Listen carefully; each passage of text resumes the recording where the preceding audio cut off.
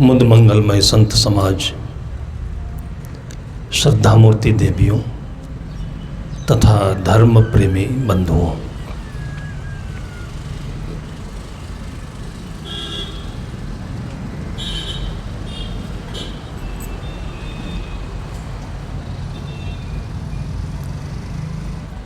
संत महापुरुषों का समागम,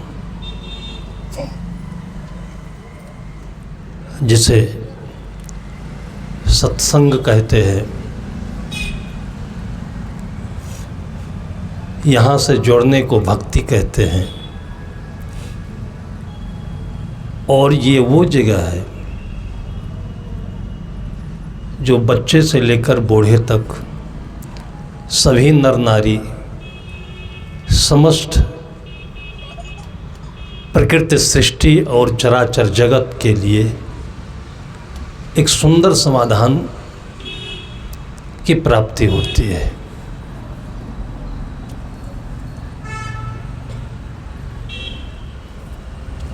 इसका तुरंत का लाभ तत्क्षण मन की शांति और आनंद है।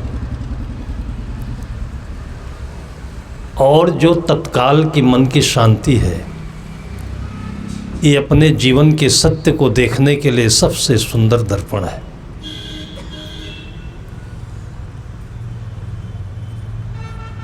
जिंदगी में कुछ पाना चाहते हैं तो अपने में बैठें, अपनी जगह बैठें,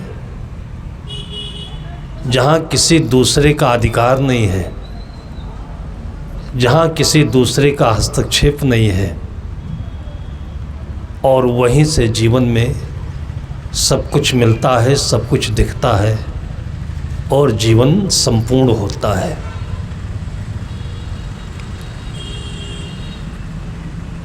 कल से चर्चा चल रही है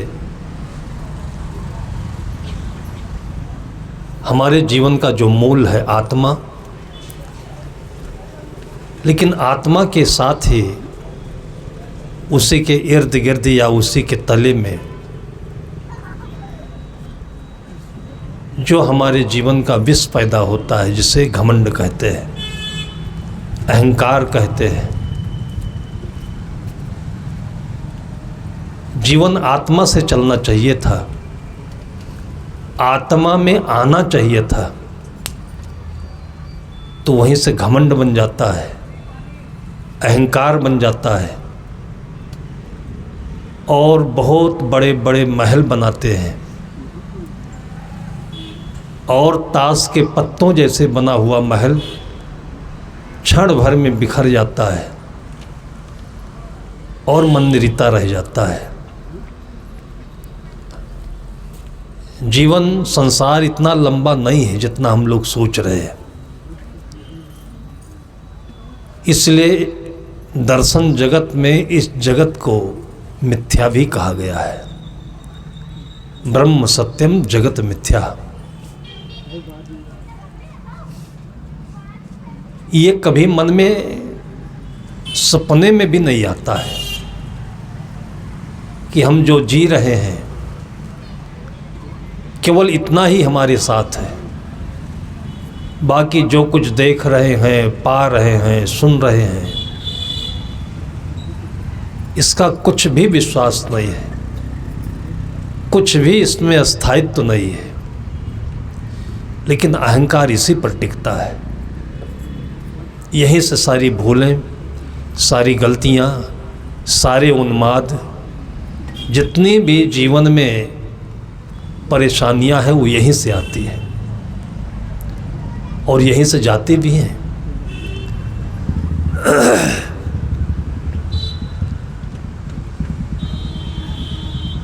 जीवन का प्रथम अध्याय जो शिक्षा के लिए वर्ग का विभाजन किया गया, ये पहली दर्जा है, दूसरी दर्जा है, तीसरी दर्जा है। जीवन के पढ़ने के लिए प्रथम अध्याय जीवन का विषय ही होना चाहिए था और वो अपने साथ में ही है, जिसको हम बचपना कहते हैं, उसमें लगभग जीवन में पाने के लिए जितनी भी चीज़ें हैं वो सब कुछ बढ़िया सुंदर ढंग से सजा हुआ होता है। उस बचपन को खो करके ही हम जीवन में वो दुरूहता प्राप्त करते हैं, अड़चने बनाते हैं और चक्रव्यूह में फंसते हैं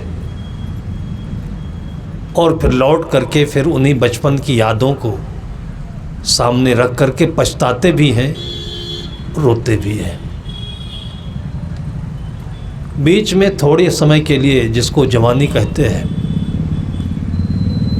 जिसमें इंद्रियां उत्तेजित रहती हैं, बलवती रहती हैं, थोड़ा सा सोचा हो जाता है, कहा हो जाता है, कुछ अपनी ऐंठ चल जाती है, दबंगई चल जाती है, उसी उतने में हम लोग इतना भूल जाते हैं और यही भूल हमारे जीवन के लिए महान दुखदाई बनता है।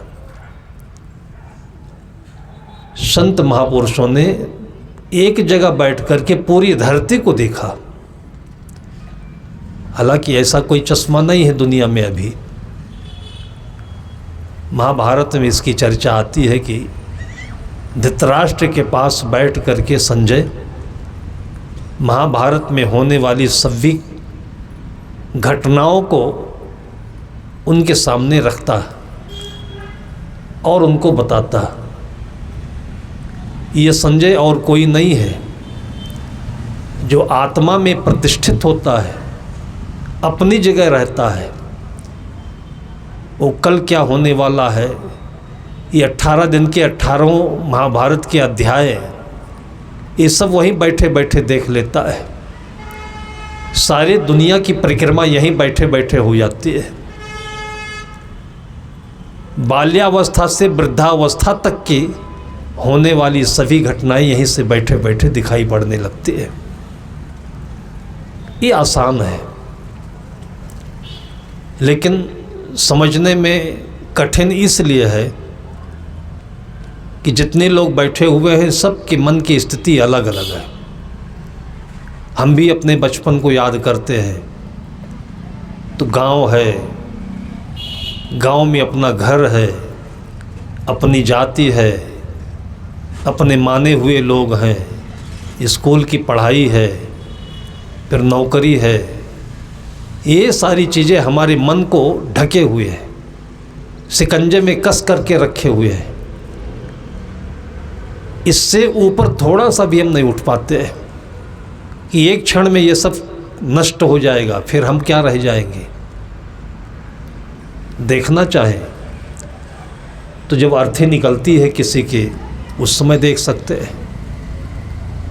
कोरोना आया था उस समय देखे बहुत लोगों ने, बड़े बड़े पद पर पैसे वालों के, बड़ी बड़ी हस्तियों के मंसूबे उसमें फेल हो गए।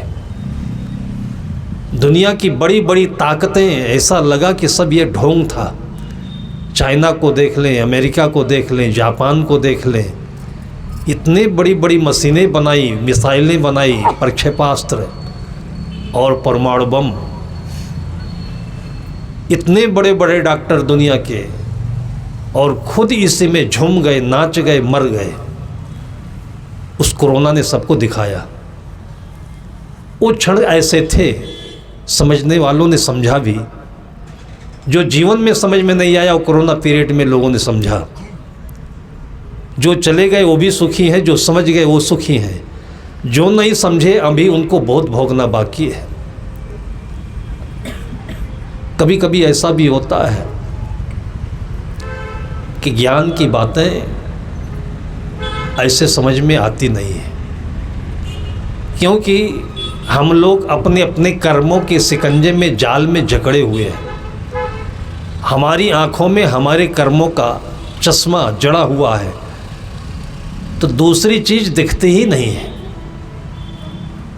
पिता की आंखों में 60 वर्ष का अनुभव है, बच्चा अभी 6 साल का है। अब 60 वर्ष के अनुभव को बच्चे के 6 साल के दिमाग में कैसे भरते हो? भरना भी नहीं चाहिए। पिता केवल बच्चे के लिए एक तावीज़ दे सकता है, एक संस्कार दे सकता है, जिसको मित्र कहते हैं, वातावरण कहते हैं, संगत कहते हैं। उसकी एक परिभाषा दे सकता है, एक परिचय दे सकता है। और हमारे पूर्वज लोग अपने बच्चों के लिए केवल और केवल यही इतना करते थे।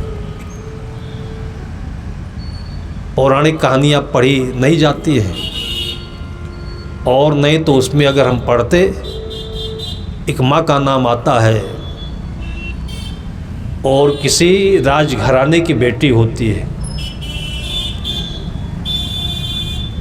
उसने तो पहले विवाह करने से इनकार कर दिया। अपने पिता की अकेली संतान थी। पिता के बहुत समझाने पर उसने शर्त रखी कि मैं उसके साथ अपना जीवन विवाह के साथ निभाऊंगी जो हमारी शर्तों को स्वीकार करेगा। अब उसकी शर्त क्या थी? जिंदगी जीने की, जिंदगी के सत्य की शर्त थी। अब इसको सभी लोग क्यों नहीं समझ पाते हैं? क्योंकि सबके कर्म संस्कार अलग अलग होते हैं, और इन कर्म संस्कारों की पहचान बड़ी सूक्ष्म बुद्धि से हो सकती है, सूक्ष्म आँखों से हो सकती है। विवाह के पहले लड़के को, लड़कियों को, बेटे के, बेटी के जीवन के कुंडली को जो देखा जाता था, अब आज तो सही नहीं लगता है, इसलिए कि हमको उसका ज्ञान नहीं है। हजारों हजारों वर्षों के इस युग में बहुत सारे ऐसे ज्ञान थे जो खो गए। उसको हम केवल शब्दों में सुनते हैं, लेकिन आज उस पर पहुंच नहीं सकते। अभी मध्य की बात है, जैसे पहले वैद्य होते थे तो मरीज के पास पहुंचते थे, उसकी नाड़ी देख करके बता देते थे कि कल आपने शाम को क्या खाया है। इतनी बात जब बता देते थे तो जितने रोग हैं, बीमारियां हैं, परेशानियां हैं, वो तो सामान्य है। आज डॉक्टर इसको नहीं बता सकते। ऐसे ऐसे अनुभवी चिकित्सक हुए हैं भारतीय संहिता में, परंपरा में। आंखें देखकर, नाखून देखकर, ओंठ देखकर, गाल देखकर उस आदमी के तन और मन की स्थिति बता सकता है। ऐसे ऐसे विद्याएं थी पहले, और ये बहुत कठिन नहीं है। लेकिन जिसके पास ये नहीं है तो उसको अनुभव कैसे हो, पता कैसे चले? ज्ञान की चर्चा करने में जो सबसे बड़ी कठिनाई यही है कि एक व्यक्ति दूसरे व्यक्ति के धरातल पर आ ही नहीं पाता है। जैसे स्टेप ले ले, कोई 10 मंजिल के महल में एक व्यक्ति है जो नीचे वाले मंजिल में है। उसको केवल अपने आसपास की सड़कें दिखेंगी, द्वार दिखेगा, पंखा दिखेगा, खिड़की दिखेगी। दूसरे मंजिल में है, थोड़ा सा दूर तक दिखेगा। तीसरी मंजिल में है, थोड़ा और दूर दिखेगा। और जो 10वीं मंजिल पर है उसको बहुत दूर दिखेगा, और सारी नीचे की चीज़ें छोटी छोटी दिखेंगी। और जिन लोगों ने हवाई जहाज़ पर यात्रा की है वो देख ले तो कुछ दिखेगा ही नहीं। फिर वहाँ तो केवल आकाश दिखता है, धूप दिखती है, और सुंदर एक सामान्य सा वातावरण दिखता है।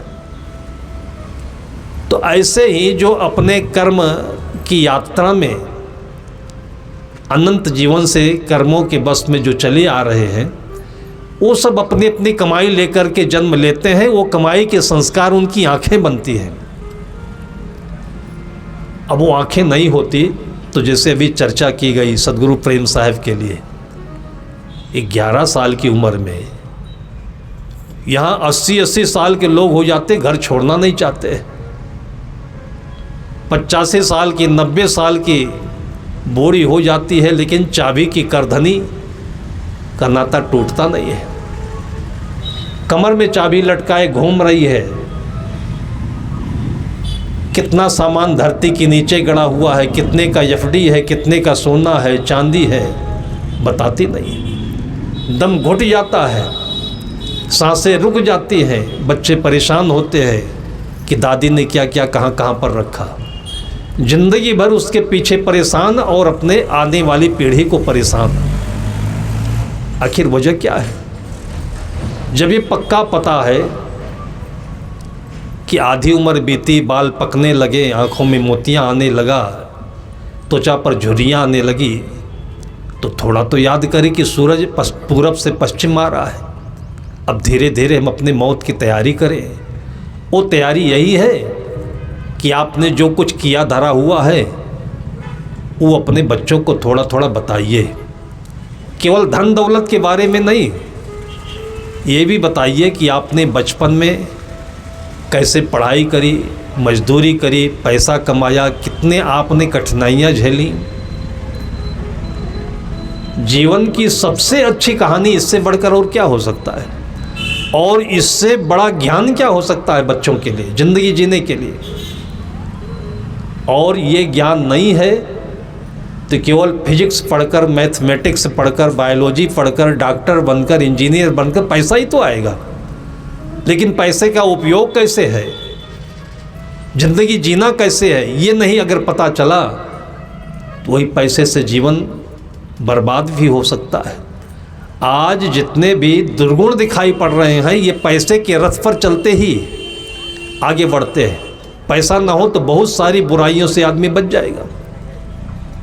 आप छत्तीसगढ़ में देख लीजिए कि सन 1980-82 के समय में हम गुरुदेव जी के साथ पहली बार छत्तीसगढ़ आए थे।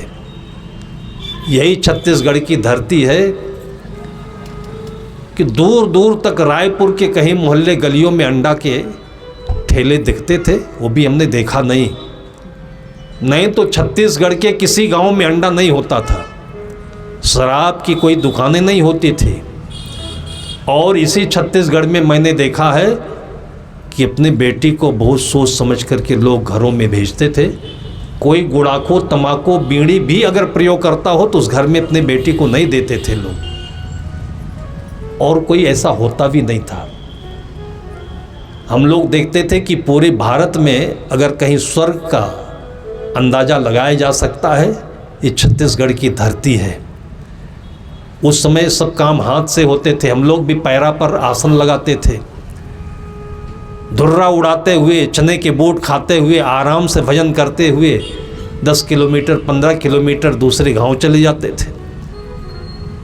और खूब अच्छा सत्संग होता था, भजन होता था। दूर दूर गांव में भी हम गए हैं। एक जगह भूल से शाम को टहलने के लिए निकले, और उत्तर प्रदेश का संस्कार था हमारा, शाम के समय होते ही लोग अपने घरों में साकर लगाना शुरू कर देते हैं, कहीं जाना हो ताला लगा देते हैं। और मैंने देखा कि हमारे सत्संग में लोग आते हैं, घरों में ताला नहीं लगता है, सांकल भी नहीं लगता है, दरवाजे भी इसलिए उठगा देते हैं कि कुत्ते नहीं जाएं, जानवर नहीं जाएं। मैंने कहा गजब का ये समाज है। तो हमारे साथ उस गांव के 2-4 लोग थे। मैंने उनको धीरे से पूछा कि आपके गांव में चोरी होती है कि नहीं? उसने कहा साहब चोरी किसे कहते हैं? मैं तो बिल्कुल सन्न रह गया, इतना शर्मिंदा हुआ कि जो शब्द का ये नाम नहीं जानते हैं उसको पूछ करके पाप किया हमने। चोरी ये जानते ही नहीं है। खेतों में 50-50 क्विंटल धान की छल्लियाँ लगी हुई हैं, कोई देखने वाला नहीं है। खाद डालने के लिए जो यूरिया खाद की बोरियां होती है ऐसे पड़ी, कोई देखने वाला नहीं है। घर पूरा खाली है, सब लोग सत्संग में चले गए हैं, कोई देखने वाला नहीं है। आज तो केवल शनि महाराज की कृपा से भारतवर्ष में एक गांव सुनता हूँ, महाराष्ट्र में, जो शनि सिंगड़ा, क्या नाम है उसका, शायद कभी आप लोगों में से कोई गया हो। है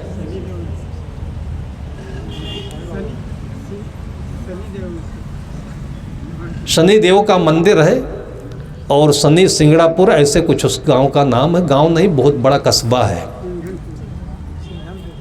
पूरे गांव में किसी के घर ताला नहीं लगता है, और सोने चांदी की दुकानों में भी ताला नहीं लगता है, बैंकों में भी ताला नहीं लगता है।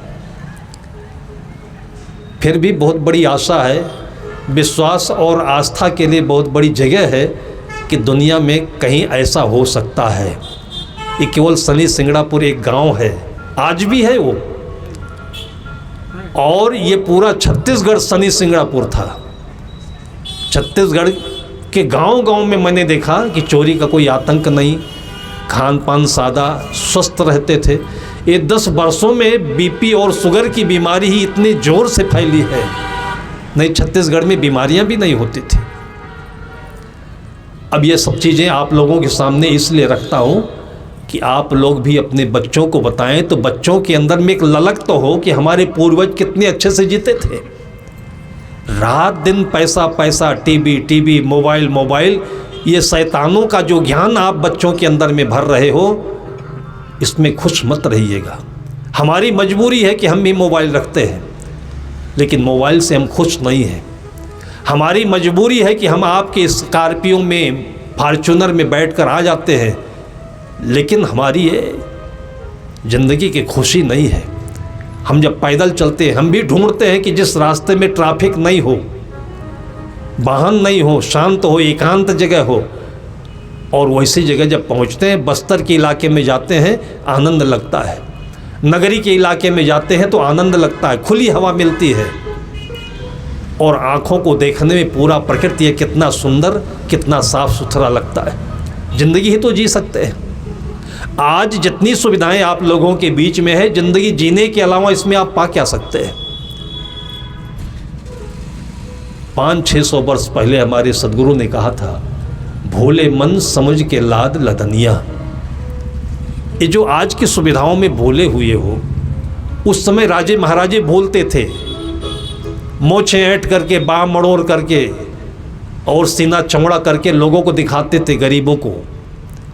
उनको देख करके उन्होंने देखा होगा कि ये ज्ञान का कितना बड़ा दम्भ है, पाखंड है, ये अपने वास्तविकता को बोल रहा है। और तब उन्होंने पद्य बनाया कि भोले मन समझ के लाद लदनिया। थोड़ा लाद बहुत मत लादे, टूट जाए तेरी गर्दनिया। भूखा हो तो भोजन कर ले, आगे हाट न बनिया। प्यासा हो तो पानी पी ले, आगे देश निपनिया। कहें कबीर सुनो भाई साधु, काल के हाथ कमनिया। अर्थी देखे नहीं अभी तक, किसी को कब्र में जाते हुए नहीं देखा अभी तक। सारे ज्ञान का खजाना तो वही है। और ये थोड़ी कि हम बताएं तब आप देखें। कितने लोगों ने ये कहा कि साधु लोग लोगों को बेवकूफ़ बना बना करके पैसा वसूल लेते हैं, खाते हैं मज़े से, जीते हैं मज़े से। हम कहते हैं कि इस दुनिया से साधु किसी दूसरे लोक में चले जाएं, तो क्या यहाँ के रहने वाले लोग अमर हो जाएंगे? इनकी कब्र नहीं बनेगी, मौत नहीं आएगी, ये सारा धन धान यहाँ से छूटेगा नहीं? ये केवल साधु बताए तभी होता है क्या? ये सत्य है। लेकिन इसको सुन करके घबराने, परेशान होने की भी ज़रूरत नहीं है, डरने की भी ज़रूरत नहीं, छूट जाएगा ये। बल्कि जी भर के जीने की आवश्यकता है कि आपको इतना सुंदर मन मिला हुआ है, तन मिला हुआ है, शक्ति मिली, बुद्धि मिली है, और इन सब चीज़ों का भरपूर अच्छे से उपयोग कर लीजिए। इसको आप पृथ्वी से समझ सकते हैं, सूरज से समझ सकते हैं, चांद सितारों से समझ सकते हैं, नदियों से समझ सकते हैं। संत गुरुजनों ने क्या कहा? वृक्ष कबहु नहीं फल भखय, नदी न संचय नीर, पर मारत के कारणे साधुन धरा शरीर। ये पेड़ पौधे देख करके मन में आपको सहानुभूति, करुणा, दयालुता, उदारता नहीं आती है कि एक भी फल वो वृक्ष खाता नहीं है, वो फल एक भी फल नहीं खाता है। जिस वृक्ष में हजारों आम के मीठे फल लगते हों, वो वृक्ष एक भी फल अपने लिए नहीं रखता है। उसको डंडा मारने वालों को भी वो डंडा नहीं देता है, डंडा तो नीचे कर लेता है गोदी में और फल उसके मुख में डाल देता है। आज भी वो कहानी बहुत प्रचलन में है कि पंजाब के महाराजा रणजीत सिंह कहीं अपने कार्यक्रम से जा रहे थे। उस समय रथ का ज़माना था, तो रथ पर बैठ कर के जा रहे थे। महाराजा रणजीत सिंह जा रहे हैं और सुन सुन करके सड़क के किनारे लोग बड़ी भीड़ करके उनको दर्शन कर रहे थे। राजा हैं, महाराजा हैं, कैसे होंगे कैसे होंगे। एक अपने जीवन का बोध न होने के कारण से बड़े लोगों के लिए आदमी के मन में, गरीबों के मन में, या जो ज्ञान से गरीब हैं उनके मन में बड़ी बड़ी कल्पनाएं आती रहती है। और इसी कल्पना को ध्वस्त करने के लिए, स्वच्छ करने के लिए, अपने ज्ञान में आने के लिए हम लोग बड़े बड़े लोगों की चर्चा भी करते हैं। ये राम की चर्चा इसलिए होती है, ये कृष्ण की चर्चा इसलिए होती है। और कल मैंने नेपाल राजघराने की चर्चा इसीलिए की कि आप कभी मत सोचिए कि बड़ा कोई और होता होगा। ये बचपना है। मुझे याद है कि मेरे बचपन में नेपाल के साहब आने के लिए संदेश भेजे, तब चिट्ठियाँ चलती थी। मेरी माँ का ननिहाल नेपाल हुआ करता था, तो वहाँ के परिचय से पहली बार साहब ने संदेश भेजा कि हम आ रहे हैं। तो जब से संदेश आया तब से हर शाम को चर्चा होती थी, आसपास के लोग बैठते थे तो उन्हीं का गुणगान होता था, उन्हीं की चर्चा होती थी, मन खुश होता था। और हम लोग बच्चे थे 5-7 वर्ष के, तो मन में होता था कौन आ रहे हैं, तो माँ कहती थी बड़े साहब आ रहे हैं। तो बड़ी की परिभाषा नहीं मालूम, कागज़ों में पढ़ा है, लोगों के मुखों से सुना है, लेकिन इसको देखने के लिए तो वैसे ही आँख होनी चाहिए या उम्र होनी चाहिए। कई बार माँ से पूछा कि कौन है बड़े साहब, तो अंदाज़ा लगाते लगाते मैंने यहाँ तक अर्थ लगाया उसका कि हमारे घर का जो मेन द्वार था, मुख्य द्वार था, वो थोड़ा बड़ा, लगभग सभी के मकान में ऐसा होता है, वो बड़ा था। मैंने माँ से एक दिन देरे से पूछा कि कितने बड़े साहब हैं, इस द्वार से आएंगे तो इसमें से निकल जाएंगे कि नहीं निकल जाएंगे। तब माँ मुस्करा कर बोली कि ये बड़े नहीं, आज हम लोगों की गरीबी के कारण से, धन की गरीबी नहीं, मन की गरीबी के कारण से हम लोग अपने से थोड़ा कोई आगे चलता हुआ दिखे, बड़ा दिखे, कुर्सी पर दिखे, छटपटाहट होने लगती है कि बड़े बड़े बड़े बड़े। क्या बड़े? संत जन कहते हैं कि बड़े की परिभाषा क्या है, बड़ा वही को जानिए करे जीव को काज, और बड़ा कोई नहीं बसे जो मन के राज। उस बड़े और छोटे के बीच में जो फासला है बड़ा दुखदाई है। ये आखिर जो बड़ा है वो अनिल अंबानी भी हो, अमिताभ बच्चन भी हो, नरेंद्र मोदी भी हो, आपके प्रदेश के मुख्यमंत्री हों, तो उनके पास या तो रहने का मौका मिले तो समझ में आए। तो ये संभव नहीं कि आप सबकी घर आंगन में जा कर के रहें। जैसे माँ भोजन बनाती है, पतीली में चावल पकाती है, तो माँ कितनी होशियार है कि चावल पक गया कि नहीं पक गया, तो क्या भगोने में हाथ डुबो कर देखती है, वो किनारे से एक चावल लेकर के दबा देती है और वो मुलायम हो गया तो उसको एहसास हो जाता है कि चावल पक गया। एक आदमी को आप देख लीजिए, बुद्ध को देख लीजिए आप, कि बुद्ध राजमहल में पले पोसे गए और इतनी सुंदर उनकी पत्नी, एक सुंदर लाडला बेटा, और क्या नहीं था, और किस चीज़ की प्राप्ति के लिए फिर उन्होंने संन्यास लिया। भर्तृहरि ने किस चीज़ की प्राप्ति के लिए संन्यास लिया, और कौन चीज़ ऐसे मिल गई कि राम सत्ता को छोड़ करके बाहर निकल गए, और सब कुछ छोड़ने के बाद तब फिर वो बड़े कहलाए। आज राजे महाराजे तो गर्त में मिल गए, लेकिन राम आज भी जीवित हैं, और वो राम एक प्रतीक में है जो अयोध्या में देखा जा रहा है अभी, लेकिन वो राम तो घट घट में है, सब अपने अंदर भी देख सकता है। तो महाराजा रणजीत सिंह की सवारी जा रही थी, बड़े बड़े बड़े देखने के लिए लोग किनारे किनारे खड़े थे, लेकिन बच्चों को ऐसा कुछ कुतूहल नहीं था। बच्चों के लिए कोई बड़ा छोटा नहीं होता है। आईपीएस का, आईएएस का कोई बच्चा हो तो, और गरीब घर का बच्चा हो तो, अनपढ़ घर का बच्चा हो तो, दोनों मिलते हैं तो इतने प्यार से मिलते हैं, इतनी अच्छी दोस्ती होती है कि कोई भांप नहीं सकता है कि ये गरीब है और ये अमीर है।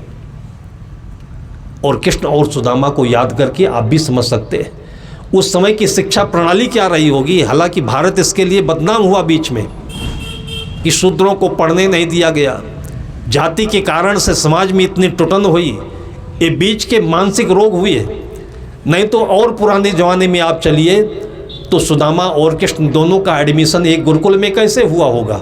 सुदामा के पास तो इतनी क्षमता नहीं थी फीस दे करके उसमें एडमिशन कराने की, लेकिन निश्चित है कि उस समय जो हमारा शिक्षा का धरातल था वो इतना सामान्य था कि उसमें हर कोई जा कर के शिक्षा प्राप्त कर सकता था। वाल्मीकि को देख लीजिए, वाल्मीकि किस जाति में आते हैं, और राम किस जाति के थे, और वशिष्ठ किस जाति के थे। फिर राम निकलते हैं वनवास के लिए, तो वहाँ पर राजे महाराजे से ही दोस्ती नहीं होती है, सबरी से भी होती है, सुग्रीव से भी होती है, और वहाँ के जो निषाद थे उनसे भी होती है। लेकिन ये चीज़ हम लोगों को नहीं याद आती है। आज राजनीति ने इस समाज को इतना गंदा बना दिया है, ये कीचड़ उछाल करके जो चीज़ नहीं है वो दिखा दिखा करके लोगों के मनों को इतना कचड़ा बना दिया। ये सामंजस्य, ये समता अपने जीवन में रखते तो ये बड़े छोटे का अंतर कभी नहीं आता। इसलिए रामायण में लगभग सबको जोड़ा गया है, और ये हजारों वर्ष पहले लोगों के मन के एक सुंदर भाव का परिदृश्य है, उनका चित्र है ये, जिसको हम ठीक ढंग से समझ सके तो आज हमारे लिए यहाँ कोई गरीब नहीं होगा, कोई अमीर नहीं होगा, कोई छोटा नहीं, कोई बड़ा नहीं। ये तो जीवन का बड़ा पाप है कि जब हम कुछ लेकर यहाँ आए नहीं और कुछ यहाँ से लेकर जा नहीं सकते हैं, तो कौन बड़ा है कौन छोटा है। एक अपने अपने दायित्व का एक प्रबंधन है कि हम बैठ करके यहाँ पर लोगों को नोटें बांट रहे हैं तो मैनेजर कहलाते हैं। रिटायर होने के बाद भी हम भी वही हो जाएंगे जो वो था। महाराजा रणजीत सिंह जा रहे थे, गांव के किनारे बच्चे कुछ खेल रहे थे। वो खेल खेल में वहीं बेर का पेड़ था, वो पेड़ में बेर अच्छे अच्छे मीठे मीठे लगे थे, तो उसको खाने के लिए, तोड़ने के लिए हाथ में पत्थर उठा करके मार रहे थे।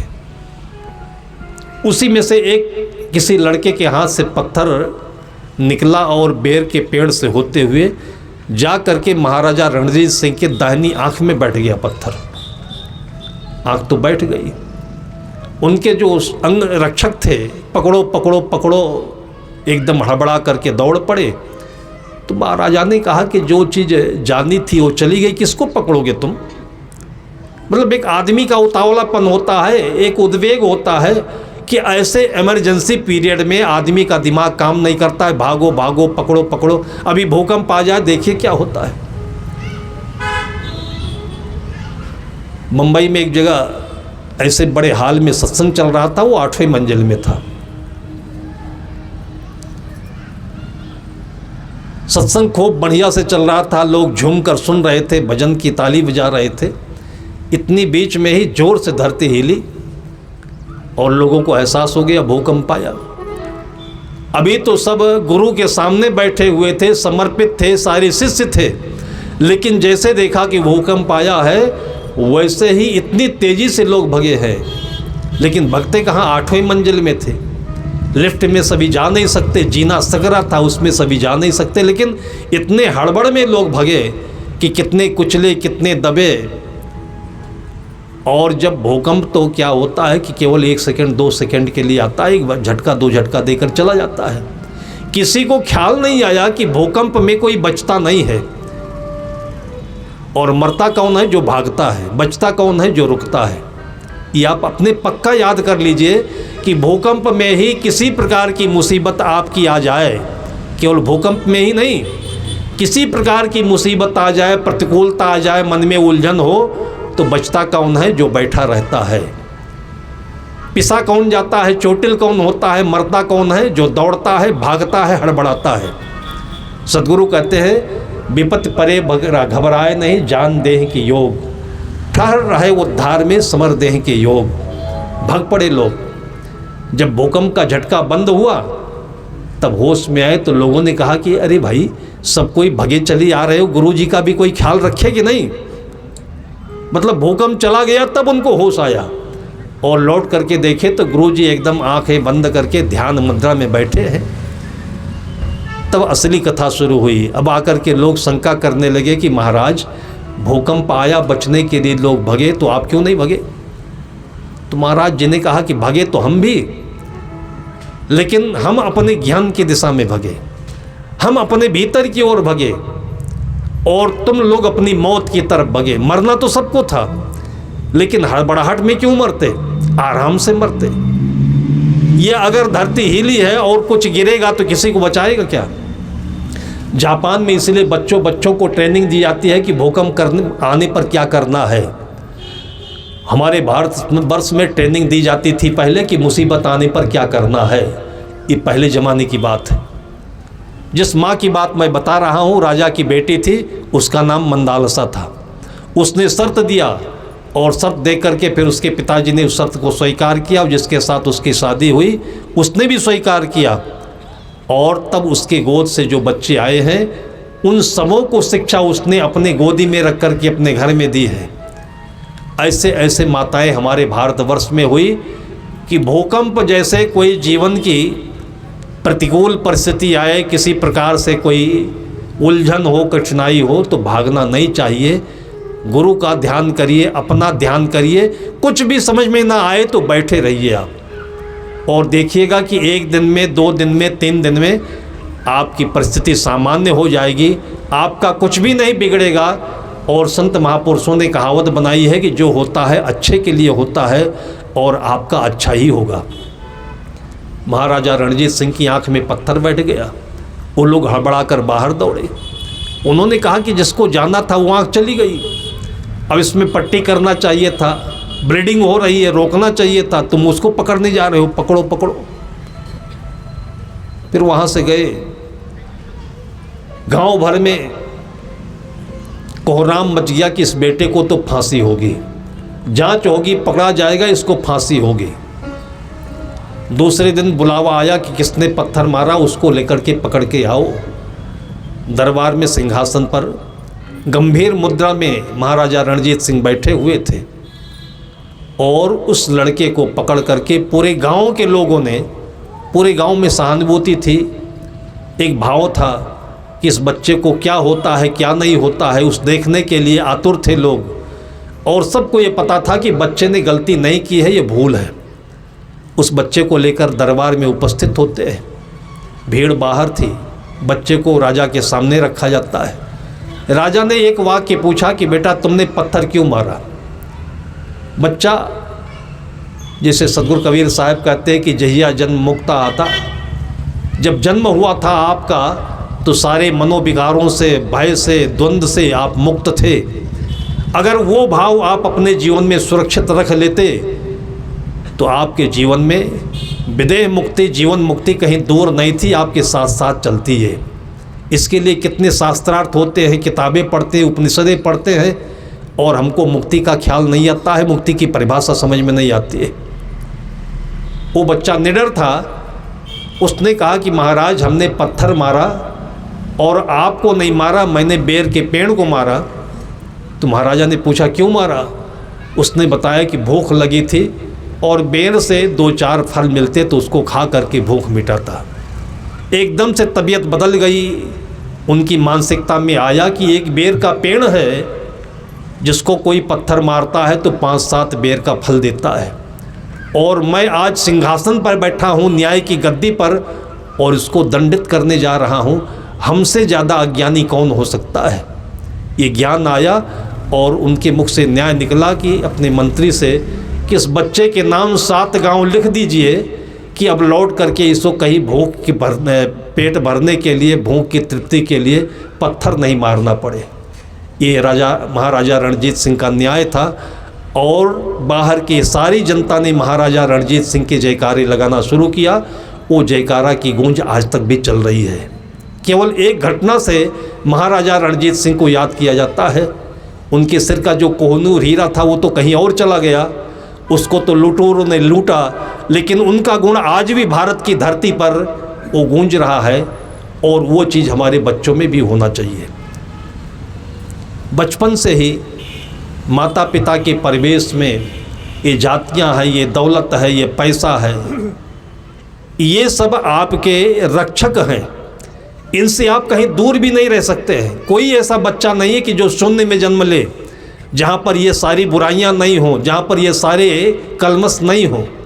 होंगे तो ये सारी चीज़ें, लेकिन एक माँ है अपनी गोदी में बच्चे को बैठा करके दूध पिलाते पिलाते अगर ये गीत गा दे, एक बार संत के किसी ऋषि मुनि के दर्शन करा दे, तो जीवन भर उस बच्चे को कोई छू नहीं सकता है। गुरु वशिष्ठ ने राम को जो उपदेश दिया था, भगवान राम जब गुरुकुल में प्रवेश करने गए और राजा दशरथ ने परिचय कराया कि ये मेरा ज्येष्ठ पुत्र श्री राम है, और श्री राम ने दंडवत किया, तो वशिष्ठ ने आशीर्वाद दिया था कि बेटा खुश रहो, तुम ऐसी जगह पर आए हो कि तुमको वो ज्ञान मिलेगा कि तुम चाहे महल में रहो चाहे वन में रहो तुमको दुख नहीं होगा। ये ज्ञान की परिणति है, ज्ञान का परिणाम है कि कहीं भी रहो, ट्रांसफ़र हो तो ना हो तो दुख नहीं होना चाहिए। एक बार के लिए सस्पेंड भी कोई हो जाए तो दुख नहीं होना चाहिए। हमने देखा उत्तर प्रदेश में एक IAS अफसर दक्षिण भारत के रहने वाले हैं, बहुत सत्संगी स्वभाव के हैं, वो भी नहीं है, उनकी पत्नी भी है, और उनका घर घर जैसे नहीं लगता है, आश्रम जैसे लगता है। एक बार किसी गलत फहमी में पड़ करके सरकार ने उनको सस्पेंड कर दिया।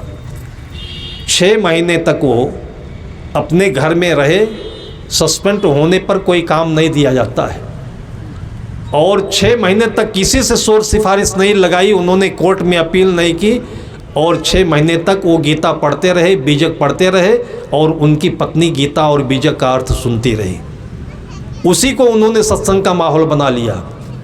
6 महीने के बाद में सरकार झुक गई, सम्मान पूर्वक बुलाई है, और बुला करके उनको बहाल ही नहीं किया, सम्मानित भी किया, उनको फिर से अच्छे पद पर बिठा करके उनसे काम लेना शुरू किया। ये जीवन में कभी न कभी तो आपके भी आ सकता है, लेकिन आपको आपकी माँ ने वो जड़ी बूटी नहीं दी, वो तावीज़ नहीं दी, वो ज्ञान नहीं दिया, वो आँख नहीं दिया कि बेटा जहाँ भी रहना किसी को दुख मत देना, सुखी रहना, सुख से जीना, सुख बांटते रहना। ये माँ का आशीर्वाद होना चाहिए। हमने सुना है एक धोबी परिवार की महिला थी, उसको अभी 6 महीने हुआ था बच्चा पाए हुए, उसके पति दिवंगत हो गए।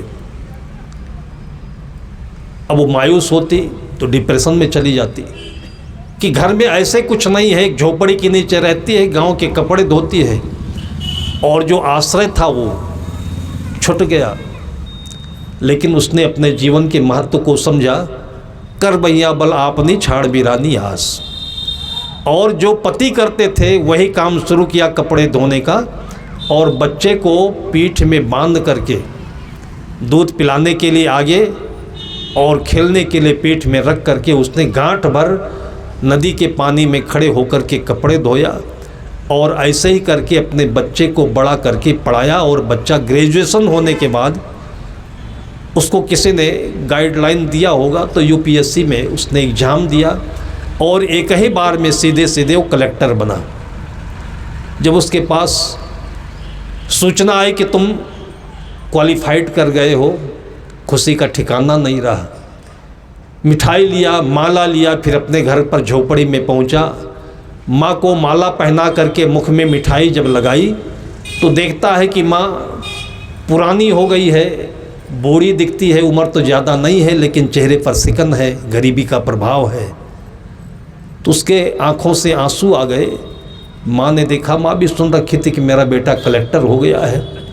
जब वो रोने लगा माँ के सामने तो माँ पूछती है कि बेटा, मैं सुनती हूँ कि तुम ज़िले के मालिक होने जा रहे हो, कलेक्टर बन गए हो, फिर रोते हो। तो बेटे ने कहा कि रोना इसलिए आया कि जब मेरे अच्छे दिन आए हैं तो माँ मेरी बूढ़ी हो गई है, बहुत दिनों तक मैं मेरी माँ की सेवा नहीं कर पाऊँगा। ये बोला वो लड़के ने, क्योंकि ये व्यवहारिक भाषा है, लौकिक भाषा है कि हम सेवा करेंगे तो माँ की करेंगे, पिता की करेंगे, और बड़े हो गए हैं तो अच्छे ढंग से सेवा करेंगे। ये सब लौकिक भाषाएं हैं, लेकिन इसकी सूक्ष्मता क्या है वो माँ बताती है। जब बेटे ने कहा कि माँ मेरी बूढ़ी हो गई है, मुझे बंगला मिलेगा, उसमें रख कर अपनी माँ की मैं सेवा करूँगा, बढ़िया से बढ़िया करूँगा, और आज मेरी माँ की उम्र ज़्यादा नहीं दिख रही है, ज़्यादा दिन जिंदा नहीं रहेगी। तब माँ एकदम से चटक कर बोलती है कि बेटा, मैं तो समझती थी कि तू बहुत पढ़ा लिखा है, लेकिन मुझे लगता है कि आज भी तू नादान है। तुझको किसने बताया कि माँ मरती है? तुझको किसने बताया कि माँ बूढ़ी होती है? माँ कभी मरती नहीं है। शर्त यह कि लड़का जिंदा हो, लड़के की आस्था जिंदा हो, लड़के का प्यार जिंदा हो। और तुझको किसने बताया कि माँ अपनी सेवा के लिए बेटे को पढ़ाती है, नौकरी दिलाती है? मैंने अपने सुख के लिए, अपनी सेवा के लिए तुझको पढ़ाया नहीं। बेटा, तो याद रखना कि मेरे जैसे बहुत माँ कपड़े धो रही होगी, सड़क के किनारे बैठकर पत्थर तोड़ रही होगी, सिर पर टोकरी ढो रही होगी, ऐसों को देख करके उनकी सेवा करते रहोगे ना, तो मैं दुनिया के किसी कोने में आसमान में रहूँगी तो झांक करके मेरे आनंद का कोई ठिकाना नहीं होगा। इसलिए तुझको मैंने पढ़ाया है। ये माँ की शिक्षा है। आज जन्म और मृत्यु के बीच में ये अहंकार के कारण से ये सारा भाव हमारा बिक जाता है, ये हमारा सारा भाव किरकिरा हो जाता है, और जो कुछ भी करते हैं इसके लिए केवल पाप और पश्चाताप के अलावा हमारे हाथ कुछ नहीं लगता है। इसलिए सद्गुरु ध्यान दिलाते हैं कि आपा तजय हरि भजय, नख सिख तजय विकार, सब जीवन से निर्भय रहे, साधु मता है सार। सत्संग में भी कितने कचड़े आ गए। सत्संग के नाम से हम लोगों ने किसी को कबीर पंथ बना दिया है, किसी को राधा स्वामी बना दिया है, किसी को हमने ब्रह्मा कुमारी बना दिया है। सब एक दूसरे से झगड़ते हैं, वे उनकी बुराई करेंगे, वही उनकी निंदा करेंगे, हम बड़े। जिस आत्मा में बड़े छोटे की कोई गुंजाइश नहीं होती है, और वही आत्मा के पास रहकर आत्मा का ज्ञान देने वाला कौन सा वो व्यक्ति होगा जो दूसरे को छोटा कहता है, नीच कहता है और बुरा कहता है। सद्गुरु कबीर साहब ने कहा कि बुरा जो देखन मैं चला, बुरा न मिलिया कोई। और ऐसे सद्गुरु कबीर साहब की परंपरा में रहने वाले लोगों को देखा जाता है कि दिन रात पानी पी पी करके दूसरे की बुराई कर रहे हैं, दूसरे पंथ को बुरा बता रहे हैं, दूसरे की बुराई कर रहे हैं। और ये केवल कबीर परंपरा में नहीं है, सारी परंपराओं में ये दोष है। इस दोष को लेकर के हम जीवन में कहाँ पहुँचेंगे? ये हमारी बड़ी भूल है। और ये गृहस्थों की भूल साधु समाज में जब होती है तो समाज में और ज़्यादा व्यापक रूप से भ्रष्टाचार फैलता है, व्यापक रूप से नास्तिकता फैलती है। इसलिए हमें अपने जीवन के ख्याल में आना चाहिए कि यहाँ पर कोई छोटा नहीं, कोई बड़ा नहीं है। जिस आत्मा में हम जी रहे हैं वो सबके भीतर में है। इसलिए उस आत्मा को परम आत्मा कहा गया, उसका वो नाम रखा गया जिसकी कोई सीमा नहीं होती है, उसको व्यापक शब्द से संबोधित किया गया है। आप एक माँ के गुण का ध्यान रखिए। अभी तो केवल 1-2 बच्चे होते हैं। ये समय की मांग है, परिस्थिति है, वातावरण है। कोई जमाना होता था, मैंने देखा है अभी भी 12-12 बच्चों की माँओं को देखा है। ऐसे आजकल ऐसे लोगों के मन में ऐसी धारणाएं हैं कि ज़्यादा बच्चे होने से शरीर कमज़ोर हो जाता है, दूध पिलाने से शरीर कमज़ोर हो जाता है। दूध नहीं पिलाने से शरीर कमज़ोर होता है, दूध पिलाने से कमज़ोर नहीं होता है। ये गणित उलट करके समझिएगा तब ज़िंदगी सही समझ में आएगी। अगर मैथमेटिक्स की भाषा समझे तो दूध पिलाने से शरीर का भाग निकल जाता है। लेकिन सत्य ये है कि जब तक दूध नहीं निकले तब तक शरीर का जो भाग होता है वो अंदर में कुंठित होता रहता है और माँ के अंदर में बीमारी पनपती रहती है।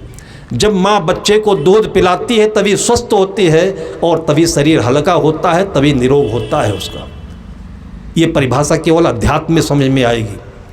मैंने 12-12 बच्चे की माँओं को देखा है, लेकिन बच्चे अलग हों तो आप अंदाज़ा नहीं लगा सकते हो कि इसकी उम्र 25 से भी ज़्यादा होगी क्या, एक बच्चे भी इसकी गोद में होंगे क्या। लेकिन जब से हम लोगों ने ये लौकिक भाषा को अपने दिमाग में रखा है तब से हमारे अंदर में गणित का नाप तोल आ जाता है। लेकिन किसी माँ को आपने देखा है कि अपने पहले बच्चे को थोड़ा सा बचा करके दूध पिलाए कि भी दूसरा बच्चा होगा, अभी तीसरा बच्चा आएगा उसके लिए भी बाकी रखें? या कि कभी आपने प्रकृति का कोई ऐसा सिद्धांत देखा है कि पहले बच्चे ने सारा दूध पी लिया तो दूसरे बच्चे के लिए माँ की छाती में दूध नहीं आएगा? आज हम डरते हैं। कल के लिए, परसों के लिए लाखों करोड़ों भरे रखे वाले को भी दिमाग में चिंता सताने लगती है, क्या होगा, कल होगा, कैसे होगा। ऐसे बहुत सारी बातें हैं जिसके कारण से ज़िंदगी भर डर डर करके कंजूसी में और बड़ी संकीर्णता में हम जीते रहते हैं, और जो काम करते हैं दूसरों को दुख देने वाला करते हैं और दुखी रहते हैं। हमने देखा था जयपुर में कोई लड़का इंटरव्यू देने आया, जैसे कि संत महापुरुष कहते हैं कि धर्म किए धन ना घटे जो सहाय रघुवीर। तुलसी पंचन के पिए घटई न सरिता नीर। आप अपने बच्चों की पढ़ाई में, महल मकान बनाने में, घर द्वार परिवार अच्छा बनाने में जरा सा भी संकीर्णता नहीं रखिए, उदारता पूर्वक करिए। और ऐसा आपके मन में कभी भी सत संदेह नहीं होना चाहिए कि पैसा कम पड़ेगा, कि आगे कैसे होगा। आपके अंदर में नीयत बढ़िया है, आपका दिल बड़ा है, तो आपके हाथों में एक ही बार में तो सब कुछ नहीं आएगा, क्योंकि ये जो प्रकृति माँ, बड़ी माँ है, ये बहुत होशियार है। जैसे घरों घरों में मैंने माँ को देखा है कि 1 किलो मिठाई घर में आ गई तो पूरा का पूरा डिब्बा बच्चे को नहीं देती है। क्यों नहीं देती? कि बच्चा अभी है छोटा, सारी मिठाई खा तो जाएगा लेकिन पचा नहीं पाएगा, इसलिए वो 1 लड्डू दे करके बाकी छिपा कर रख देती है।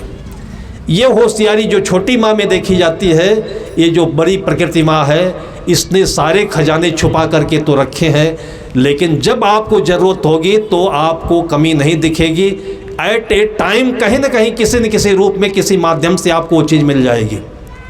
ये राज जब तक समझ में नहीं आता है प्रकृति का, इस सृष्टि का, तब तक आदमी पूरी ज़िंदगी भर, ऐसा नहीं कि जिसके पास पैसा नहीं, वो जिसके पास पैसा है वो भी बड़ी क्षुद्रता में जीता है, संकीर्णता में जीता है, दरिद्र बन करके जीता है। वो जयपुर में लड़का आया हुआ था इंटरव्यू देने के लिए, इंटरव्यू कैंसिल हो गया। अभी अभी सूचना आई कि इंटरव्यू आपका 4 दिन के बाद में है, तो सोचा इतनी दूर से आया हूँ, अब फिर जाऊँ फिर आऊँ, इतना किराया खर्चा होगा, तो मैं होटल में रुक जाता हूँ। भक्त परिवार का लड़का था, सफाई शुद्धता का ख्याल रखता था। एक होटल में गया और संजोग से होटल का मालिक उस काउंटर पर उस दिन था। उसने उस मालिक से कहा कि भाई साहब, मैं आपके होटल में एक रूम देखना चाहता हूँ, लेकिन मेरी शर्त यह है कि अगर आपका कमरा या आपका रख रखाव, खाना पीना सही शुद्ध सात्विक होगा तो मैं रुकूंगा, और नहीं तो मैं दूसरा होटल देखूंगा।